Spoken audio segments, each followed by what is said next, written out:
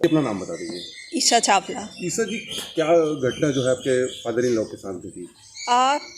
Traffic light के ऊपर एक बहाने से हाथ से ज्वेलरी खींचना और पैसे खींचना एक बहुत ही it's very tragic, it's very scary. हम छोटे बेबीज़ के साथ गाड़ी में होते हैं, कई बार हम विमेन अकेले होते हैं और हमने कुछ पहना होता है। ये बहुत ही अनफॉर्चुनेट है कि हमारी इतनी Delhi is like so equipped with so many cameras and so many facilities and still we have to go through all this. But this will be a learning lesson कि सारे लोग सीखेंगे कि अगर ऐसा कुछ करते हैं तो इसका इंजाम बुरा होगा, वो पकड़े जाएंगे। इससे कुछ मानती जिस तरीके से दिन दहाड़े रोड पर इस तरीके हाँ, से 8 बजे का टाइम वीआईपी इलाका है, आपको पता है, आसपास सारे मिनिस्टर्स का घर है, पूरा वेल इक्विप्ड है। उस रेड लाइट पे ही 10-12 कैमराज हैं, तो भी उनकी इतनी हिम्मत और इतनी कि उन्होंने इतना बड़ा करा कि वो उसी टाइम छीन के ले गए और उनको कोई डर नहीं है कि वो सोचते हैं कि सब कुछ कर पाएंगे। आगे उन्होंने कहीं बेची, इतना कुछ कर लेते एक ही दिन के अंदर कि it's scary. But I am sure ये देख के एक सबके आगे एक एग्जाम्पल आएगा कि बुरा किसी के साथ नहीं करना चाहिए, क्योंकि इन दी एंड न्याय तो मिलता ही है। दिल्ली पुलिस ने जिस तरीके से रिकवरी करी उससे कितना संतुष्ट है कि दिल्ली पुलिस ने अपनी ड्यूटी करी पूरी तरीके से? ये बहुत ही अच्छा एक एग्जाम्पल है and it's commendable. We are very very thankful for this that you know they've been there for us. They've set an example for so many more people also कि have faith, go complain। अगर आप avoid करेंगे कल दूसरा जिना पकड़ा जाएगा, फिर तीसरा पकड़ा जाएगा और सारे लोग घर पे बैठ के रोए। इससे बेटर है आप अभी रोको किसी का गलत काम, ताकि आगे और किसी और के साथ ना होए। मैं अपने बेटे को लेके नोएडा तक जाती हूँ तो यही डर था हमें कि अभी यहाँ हुआ है तो किसी स्ट्रेट फ्लाईओवर पे हो जहाँ नहीं कैमराज या कुछ, तो फिर क्या होगा।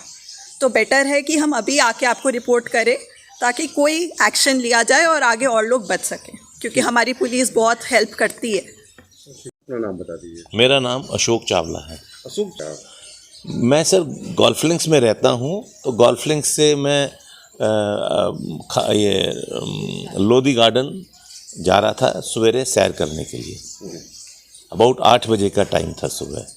तो जैसे ही हमें गोल्फ लिंक से निकल के आया हूँ दयाल सिंह कॉलेज की रेड लाइट पे, तो रेड लाइट थी, मेरे उधर रुक गया क्योंकि रेड लाइट थी उस वक्त। तो ऐसे ही मेरे एक भिखारी आया, उसने वो सिर पे वो बांधा हुआ था और ये लटका रखा था साईं बाबा का वो। तो उसने मेरे को बोला कि मुझे 2 रुपये दे दो।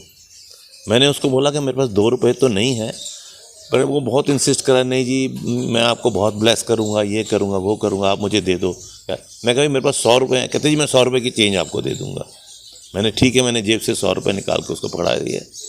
जैसे ही मैंने उसको 100 रुपये पकड़ाया, उसने मेरा हाथ पकड़ लिया और हाथ पकड़ के वो मुझे कहने लगा कि आप सुख चाहते हो, दुख चाहते हो, आप जो चाहते हो मैं दिलवा सकता हूँ। मैं कहा मुझे कुछ चाहिए नहीं है। तो उसने मेरा हाथ पकड़ी रखा और उसको छोड़ने में नहीं आता था। और फिर उसने बात करते करते ऐसे मेरे हाथ में जो डायमंड की मुंदरी पहनी थी उसको उसने खींचा बहुत ज़ोर से, और खींच के ज़ोर से उसने बोला सब चले गए। उसने लेके डायमंड को और 100 रुपये के नोट को हाथ में ऐसे मोड़ के वो वापस मुड़ गया, क्योंकि वो बीच में हेज है, तो उस हेज से वो वापस होके सड़क की दूसरी साइड पे चला गया।